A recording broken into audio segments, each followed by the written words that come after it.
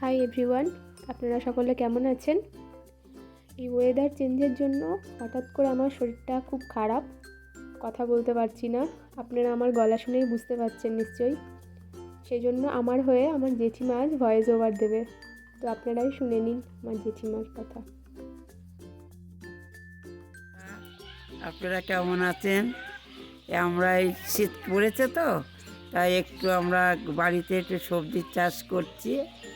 এই আমার ছোটো যা একটুখানি জায়গা কুপিয়েছে, সেখানে আমরা একটু মাটিটা হাত দিয়ে গুঁড়ো করে বীজ ছড়িয়ে জল টল দিয়ে আমরা এই ছোলার চাষটা করছি।